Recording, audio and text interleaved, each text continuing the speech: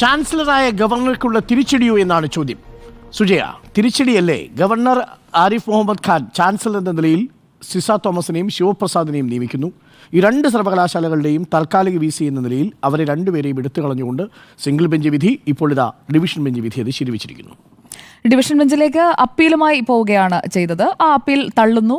സ്വാഭാവികമായും കോടതി വിധി അനുകൂലമാകുമ്പോൾ അതിനെ അംഗീകരിക്കുകയും എതിരാകുമ്പോൾ കോടതിയെ തന്നെ എതിർത്ത് പറയുകയും ചെയ്യുന്ന ഒരു ശീലമില്ലാത്തതുകൊണ്ട് ഞാൻ ഈ കോടതി വിധിയെ അംഗീകരിക്കുകയാണ്. കാരണം കോടതി വിധിയെ മാനിക്കുക, പരമോന്നത നീതിപീഠം മുതൽ ഇങ്ങോട്ടുള്ള കോടതികൾ എടുക്കുന്ന തീരുമാനങ്ങളെ അത് ചോദ്യം ചെയ്യാനായിട്ടുള്ള സാഹചര്യം സുപ്രീം കോടതിയിലുണ്ട്. പക്ഷേ ഗവർണർ അങ്ങനെ പോകുന്നില്ല എന്നതാണ് ഞാൻ മനസ്സിലാക്കുന്നത്. ചാൻസലറായ ഗവർണർ സുപ്രീം കോടതിയിലേക്ക് നിയമ പോരാട്ടവുമായി പോകാനുള്ള സാധ്യത കുറവാണ്. ഇവിടെ താൽക്കാലിക VC നിയമനം, ഈ താൽക്കാലിക VC എന്ന് പറയുന്നത് ഒരു സ്ഥിരം സംവിധാനമല്ല. 6 മാസം മാത്രമാണത് വേണ്ടതെന്ന് കോടതി പറയുമ്പോൾ എന്തുകൊണ്ട് കേരളത്തിലെ സർവകലാശാലകളിൽ സ്ഥിരം VC ഉണ്ടാകുന്നില്ല എന്ന ചോദ്യം അവിടെ നിൽക്കുകയാണ്. അപ്പോൾ ഈ സാഹചര്യത്തിലേക്ക് കൊണ്ടുവന്നത് ആരാണ് എന്ന ചോദ്യം കൂടിയുണ്ട്. അത് രാജേന്ദ്ര വിശ്വനാഥ് അർലേക്കറോ ആരിഫ് മുഹമ്മദ് ഖാനോ കൊണ്ടുവന്ന ഒരു സാഹചര്യമാണ് എന്ന് സ്ഥാപിക്കുന്ന രീതിയിലാണ് കാര്യങ്ങൾ ഒക്കെ ഇവിടെ വിശദീകരിച്ചു കൊണ്ടിരിക്കുന്നത്. ഇവിടെ ഈ ചാൻസലറുടെ അധികാരം വെട്ടിക്കുറയ്ക്കുന്ന അല്ലെങ്കിൽ ഗവർണറുടെ അധികാരം ചാൻസലർ എന്ന നിലയിൽ ഇല്ലാതാക്കുന്ന ഒരു നിയമമാണല്ലോ കൊണ്ടുവരാനായി ബില്ലായി കൊണ്ടുവരുന്നു, ബില്ല് പാസ്സാക്കുന്നു. പക്ഷേ അതിൻ്റെ കാര്യത്തിലും ഒരു ഡെഡ് ലോക്ക് നിൽക്കുകയാണ്. അക്കാര്യത്തിലും ഒരു അന്തിമ തീരുമാനത്തിലേക്ക് എത്താൻ സാധിച്ചിട്ടില്ല എന്നതാണ് നമ്മുടെ മുന്നിലുള്ള വസ്തുത. കാരണം പോരാടി എന്നാൽ പൂർണ്ണമായും ലക്ഷ്യത്തിലേക്ക് എത്താൻ സാധിക്കാത്ത സാഹചര്യത്തിലാണ് സംസ്ഥാന സർക്കാർ നിൽക്കുന്നത്. അപ്പോഴാണ് ഹൈക്കോടതി ഡിവിഷൻ ബെഞ്ചിൽ നിന്ന് ഈ അപ്പീൽ തള്ളിക്കൊണ്ടുള്ള ഉത്തരവ് വരുന്നത്. ഇവിടെ പറയുന്ന പ്രധാനപ്പെട്ട കാര്യം താൽക്കാലിക VC-മാരുടെ കാലാവധി 6 മാസത്തിൽ അധികരിക്കരുത്. VC-മാർക്ക് സർവകലാശാലകളിൽ സുപ്രധാന പങ്കാണ്. അതുകൊണ്ട് തന്നെ അവർ ഈ സർവകലാശാലയുടെ താല്പര്യം, നേരത്തെ ആൻഡ്രൂ സാർ സൂചിപ്പിച്ചതുപോലെ വിദ്യാർത്ഥികൾ, സർവകലാശാല എന്ന് പറഞ്ഞു കഴിഞ്ഞാൽ അവിടെ വിദ്യാർത്ഥികളുടെ താല്പര്യമാണ്. അതായത് വിദ്യാർത്ഥികൾക്ക് പഠിച്ച് കൃത്യസമയത്ത് അവരുടെ പരീക്ഷകൾ, അതിൻ്റെ ഫലം അതെല്ലാം പൂർത്തീകരിച്ച് ആ സ്റ്റിപ്പുലേറ്റഡ് ടൈം പീരീഡിനുള്ളിൽ കോഴ്സ് പൂർത്തീകരിച്ച് ഇറങ്ങാൻ സാധിക്കുന്നുണ്ടോ? ഇന്ന് സർവകലാശാലകളിൽ സംഭവിച്ചുകൊണ്ടിരിക്കുന്നത് എന്താണ്? ഉത്തരക്കടലാസ് വഴിയിൽ കൊണ്ട് കളയുന്ന അധ്യാപകനുണ്ട്. പരീക്ഷാ ഫലം 1-ാം സെമസ്റ്ററിൻ്റെ ഫലം 3-ാം സെമസ്റ്ററിൻ്റെ പരീക്ഷ എഴുതുമ്പോൾ വരുന്ന സാഹചര്യമുണ്ട്. അങ്ങനെ പല പല ക്രമക്കേടുകൾ നടക്കുന്ന സർവകലാശാലകളാണ് കേരളത്തിലെ സർവകലാശാലകൾ. എല്ലാം കൃത്യസമയത്ത് നടത്തിക്കൊണ്ട് പോകുന്നില്ല എന്നതൊരു വസ്തുതയാണ്. യഥാർത്ഥത്തിൽ അതിലേക്കൊക്കെയാണ് നമ്മുടെ ശ്രദ്ധ പോകേണ്ടത്. ഇവിടെ ഒരു ചക്കളത്തി പോരാണ് യഥാർത്ഥത്തിൽ നടന്നുകൊണ്ടിരിക്കുന്നത്. VC-യും ഗവർണറും ഒരു ഭാഗത്ത്, സിൻഡിക്കേറ്റ് മറുഭാഗത്ത്, എന്നിട്ട് രജിസ്ട്രാറുടെ നിയമനത്തിലടക്കം ശരിക്കും പറഞ്ഞു കഴിഞ്ഞിട്ടുണ്ടെങ്കിൽ നമ്മൾ പരിഹാസ്യമാവുകയാണ് ചെയ്യുന്നത്. ഇങ്ങനെയുള്ള കാര്യങ്ങൾക്കായി, അതായത് നോൺ ഇഷ്യൂസിനായിട്ടാണ് കൂടുതൽ ടൈം ഇപ്പോൾ സർക്കാരായാലും സ്പെൻഡ് ചെയ്തുകൊണ്ടിരിക്കുന്നത്. പ്രധാനപ്പെട്ട കാതലായ വിഷയങ്ങളിലേക്ക് വരുന്നില്ല. യഥാർത്ഥത്തിൽ വിദ്യാർത്ഥികളുടെ താല്പര്യം സംരക്ഷിക്കാൻ സർക്കാരിനോ അല്ലെങ്കിൽ ചാൻസലറായ ഗവർണർക്കോ താല്പര്യമുണ്ടോ എന്ന് ചോദിച്ചാൽ അങ്ങനെ ഒരു താല്പര്യം പൊതുജനം നോക്കുമ്പോൾ കാണുന്നില്ല.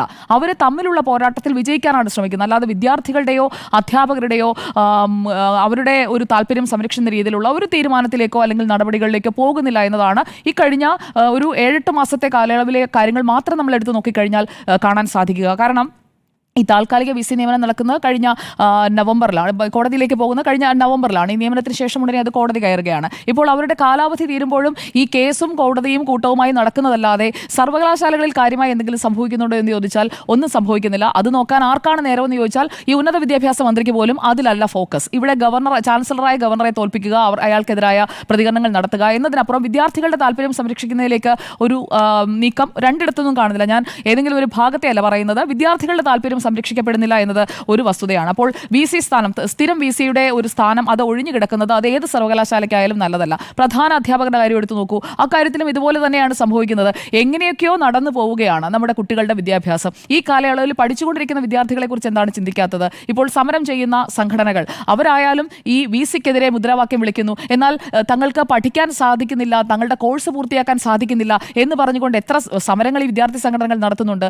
ഏതെങ്കിലും സമരങ്ങൾ ആ രീതിയിൽ നടക്കുന്നുണ്ടോ? RSS-കാരനായ ഗവർണർക്കെതിരെ സമരം, മുദ്രാവാക്യം വിളി, അതുപോലെ തന്നെ സംഘിയാണ് വൈസ് ചാൻസലർ എന്ന് പറഞ്ഞുകൊണ്ട് വൈസ് ചാൻസലർക്കെതിരായ മുദ്രാവാക്യം വിളി, അതിനെ ചെറുക്കുന്നതിനായി ഇപ്പുറത്തു നിന്ന് മറ്റ് ഒരു തരത്തിൽ ഗവർണറെ അനുകൂലിക്കുന്ന വിഭാഗങ്ങളുടെ പ്രകടനം, അതാണ് നമ്മൾ കണ്ടുകൊണ്ടിരിക്കുന്നത്. ഇവിടെ നിയമിച്ച നടപടി നിയമപരമല്ല എന്നാണ് കോടതി കണ്ടെത്തിയിരിക്കുന്നത്. അത് ശരിയാണ്. കോടതി കണ്ടെത്തിയിരിക്കുന്നത് ഈ താൽക്കാലിക VC നിയമനം നിയമപരമല്ല, നിയമപരമായിട്ടല്ല നടന്നത് എന്നതാണ് കണ്ടെത്തിയിരിക്കുന്നത്. 2024 നടത്തിയ ആ നിയമനത്തിൽ മെയ് 27-ാം തീയതി കാലാവധി പൂർത്തിയാവുകയും ചെയ്തു. ഇനിയിപ്പോൾ സർക്കാർ അടിയന്തരമായി, ഞാൻ മനസ്സിലാക്കുന്ന അനുസരിച്ച് ഇന്ന് മുതൽ ഈ ഡിവിഷൻ ബെഞ്ച് അപ്പീൽ തള്ളിയതോടെ ഈ താൽക്കാലിക നിയമനത്തിലേക്ക് പോകേണ്ടത് ഈ ഇന്നത്തെ ദിവസം മുതൽ പോകണം. കാരണം രണ്ടിടത്തും താൽക്കാലിക VC പോലും ഇല്ലാതായിരിക്കുകയാണ്. മറ്റിടങ്ങളിലൊക്കെ താൽക്കാലിക VC സംവിധാനമെങ്കിലും ഉണ്ടെങ്കിൽ ഇവിടെ താൽക്കാലിക VC പോലും ഇല്ലാത്ത സാഹചര്യമാണ് 2 സർവകലാശാലകളിൽ നിലനിൽക്കുന്നത്. അപ്പോൾ അക്കാര്യത്തിൽ സർക്കാർ ഒരു പാനൽ നൽകണം. ആ പാനലിനെ കുറിച്ച് സർക്കാർ ഇതുവരെ ഒന്നും കാര്യമായി പറഞ്ഞു കേട്ടില്ല. ഉടൻ നൽകും എന്നതാണ് നമ്മൾ മനസ്സിലാക്കുന്നത്. അപ്പോൾ ആ പാനലിൽ ആരൊക്കെയാണ്? ആ പാനലിൽ നിന്ന് ഇനി തെരഞ്ഞെടുക്കുന്ന കാര്യത്തിൽ എങ്ങനെയായിരിക്കും കാര്യങ്ങൾ പോവുക? അതിന് ഏത് മാർഗരേഖയാണ് അടിസ്ഥാനമാക്കുക? അതാണല്ലോ ഇനിയുള്ള ഇനിയുള്ള വിഷയം. ഇവിടെ ഒറ്റ കാര്യമേ ഉള്ളൂ, സർവകലാശാലകളുടെ ഒരു അന്തസ് ഉയർത്തിപ്പിടിക്കുന്ന തരത്തിലേക്ക് ഇനിയെങ്കിലും പ്രവർത്തനം മാറണം. കാരണം ഇത്രയും കാലമൊക്കെ ജനം ഇതെല്ലാം സഹിച്ചു. ചുമ്മാതല്ല കുട്ടികളൊക്കെ ഇവിടെ പഠിക്കാതെ മറ്റ് വിദേശ സർവകലാശാലകളിലേക്ക് പുറത്തേക്ക് പോകുന്നത്. കാരണം ഇവിടെ ഈ അടി തീർന്നിട്ട് അവർക്ക് എപ്പോഴാണ് പഠിച്ചു പാസ്സായി സർട്ടിഫിക്കറ്റും ഒക്കെ കയ്യിൽ കിട്ടുക. ഈ കാലതാമസം ഉണ്ടാകുന്നത് അത് വിദ്യാർത്ഥികളെ തന്നെ ഈ സർവകലാശാലകളിൽ അഡ്മിഷൻ എടുക്കണോ എന്ന ഒരു തോന്നൽ അവരിലേക്ക് കൊണ്ടുവരുന്നുണ്ട് എന്നതൊരു വസ്തുതയാണ്. കേരളത്തിന്റെ ഉന്നത വിദ്യാഭ്യാസ രംഗം മെച്ചപ്പെടണമെങ്കിൽ ഇങ്ങനെയുള്ള പോര് അത് ഏത് രാഷ്ട്രീയ പാർട്ടിയിൽപ്പെട്ടവരായാലും അത് അവസാനിപ്പിക്കുകയാണ് വേണ്ടത്. ഇവിടെ ഇക്കഴിഞ്ഞ ജനുവരിയിലാണ് UGCയുടെ കരട് മാർഗരേഖ പുറത്തു വന്നത്. അത് കരട് ചട്ടങ്ങൾ പുറത്തു വന്നത്. അതിൽ വൈസ് ചാൻസലർ നിയമനത്തിലുള്ള സെർച്ച് കമ്മിറ്റി അധ്യക്ഷനെ ചാൻസലറായ ഗവർണർ നിർദ്ദേശിക്കുമെന്നത് തന്നെയാണ് അതിന്റെ ആദ്യത്തെ വാചകമായി പറയുന്നത്. രണ്ടാമത്തെ അംഗത്തെ UGC ചെയർമാൻ നാമനിർദ്ദേശം ചെയ്യുന്നു.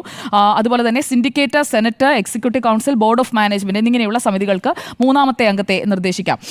ഇവിടെ ഈ കേന്ദ്ര സംസ്ഥാന സർവകലാശാലകൾക്കെല്ലാം ബാധകമായ ചട്ടം എന്നാണ് UGC ഇക്കാര്യത്തിൽ പറയുന്നത്. സുപ്രീം കോടതിയിലേക്ക് ഗവർണർ പോകാത്തതിന്റെ കാരണവും ഈ പുതുക്കിയ മാർഗരേഖയാണ് എന്നതാണ് ഞാൻ മനസ്സിലാക്കുന്നത്. കാരണം 2018 UGC മാനദണ്ഡങ്ങൾ അതിൽ മാറ്റം വരികയാണ് ഈ പുതുക്കിയ മാർഗരേഖയോടുകൂടി. അപ്പോൾ അതിൽ സ്ഥിരം നിയമന മാനദണ്ഡങ്ങളിലായാലും അപ്പോൾ ഗവർണറുമായുള്ള പോരാട്ടത്തിൽ കേരളത്തിന്റെ സംസ്ഥാന സർക്കാരിന്റെ വഴി അടയ്ക്കുന്ന ഒരു മാർഗരേഖയാണോ ഇത് എന്ന് നമ്മൾ ആലോചിക്കേണ്ടിയിരിക്കുന്നു. കാരണം VC നിയമനത്തിൽ ബാഹ്യ ഇടപെടൽ പാടില്ല, വൈസ് ചാൻസലറാണ് നിയമനാധികാരി. അത് കണ്ണൂർ കേസിൽ ഗോപിനാഥ് രവീന്ദ്രന്റെ പുനർനിയമനവുമായി ബന്ധപ്പെട്ട കേസിൽ സുപ്രീം കോടതി വ്യക്തമാക്കിയതാണ്. ഈ പുതിയ UGC മാർഗരേഖ എടുത്തു നോക്കുമ്പോൾ അതിനെ സാധൂകരിക്കുന്ന, ആ വിധിയെ സാധൂകരിക്കുന്ന രീതിയിലാണ് ഈ മാർഗരേഖ വന്നിരിക്കുന്നത്. അപ്പോൾ നമ്മൾ ആരിഫ് മുഹമ്മദ് ഖാന്റെ കാലം കൂടി ചേർക്കുകയാണെങ്കിൽ 3-3.5 വർഷമായി സർക്കാർ ഗവർണർ പോര് ഈ വിഷയത്തിൽ നടക്കുകയാണ്. അപ്പോൾ അതിന് തിരശ്ശീല ഇടുന്നതാണോ ഈ മാർഗരേഖ എന്നതാണ് ഇനി അറിയേണ്ടത്. കാരണം ഈ മുൻ ഗവർണർ ആരിഫ് മുഹമ്മദ് ഖാൻ സ്വന്തം നിലയിൽ താൽക്കാലിക VCമാരെ നിയമിച്ചതോടുകൂടിയാണ് ഈ തർക്കം ഇത്രയും മുറുകുന്നത്. സ്ഥിരം VCയെ നിയമിക്കാൻ അന്ന് സാധിക്കുന്നുമില്ല. ഇവിടെ സെർച്ച് കമ്മിറ്റിയിൽ UGC പ്രതിനിധി വേണം. അത് മാത്രമാണ് 2018 മാർഗരേഖയിൽ പറയുന്നത്. അപ്പോൾ അത് വെച്ചുകൊണ്ടാണ് ഇത്രയും കാലം സർക്കാരും സർവകലാശാലകളും അതുപോലെ തന്നെ രാഷ്ട്രീയ പാർട്ടികളും എല്ലാം ഗവർണറെ, ചാൻസലറായ ഗവർണറെ എതിർത്തത്. അതോടൊപ്പം തന്നെ രണ്ടാമത്തെ തടസ്സവാദം സെർച്ച് കമ്മിറ്റി ചാൻസലർ രൂപവത്കരിക്കണമെന്ന് UGC വ്യവസ്ഥ ചെയ്തിട്ടില്ല. ഇതെല്ലാം 2018 മാർഗരേഖ അനുസരിച്ചുകൊണ്ട് പറയുന്നതാണ്. പക്ഷേ ഈ പുതിയ മാർഗരേഖ ഈ ജനുവരിയിൽ ഇപ്പോൾ ഇറക്കിയ ഈ മാർഗരേഖ അനുസരിച്ച് ചാൻസലർ സർവാധികാരിയാവുകയാണ്. അതുകൂടി മനസ്സിലാക്കിക്കൊണ്ടാണോ ഈ സുപ്രീം കോടതിയിലേക്ക് പോകേണ്ട എന്ന തീരുമാനം ചാൻസലറായ ഗവർണർ എടുത്തത് എന്നതാണ് ഈ കാര്യത്തിൽ ഞാൻ മനസ്സിലാക്കുന്നത്. ഈ മാർഗരേഖയിൽ പറയുന്ന കാര്യങ്ങളിലേക്ക് വന്നു കഴിഞ്ഞാൽ സെർച്ച് കമ്മിറ്റി രൂപീകരിക്കേണ്ടത് ചാൻസലറാണ് എന്ന് മാത്രമല്ല, ഈ ചാൻസലർ നിർദ്ദേശിക്കുന്നയാൾ ഈ സമിതിയുടെ അധ്യക്ഷനാകണം. അതും UGCയുടെ പുതുക്കിയ മാർഗരേഖയിൽ പറയുന്നുണ്ട്. അതായത് ഗവർണർക്ക് 3-2 പ്രതിനിധികളെ നിർദ്ദേശിക്കുന്നതിനുള്ള മേൽക്കൈ കിട്ടുകയാണ്. അപ്പോൾ ഫലത്തിൽ തീരുമാനമെടുക്കാൻ പോകുന്നത് ആരാണ്?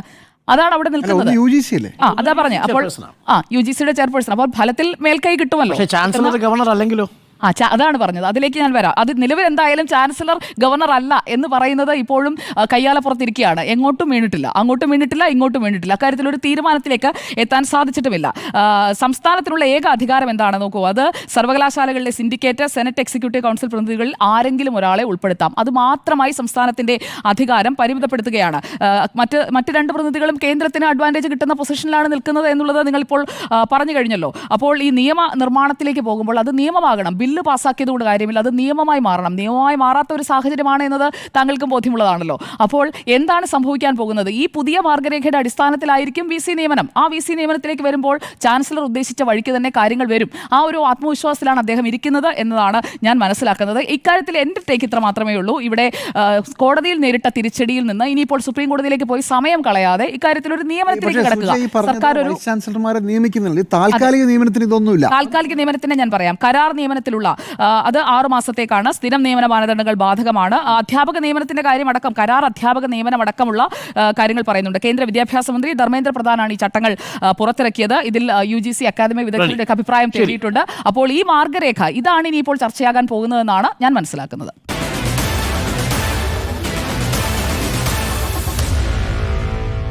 Meet the editors.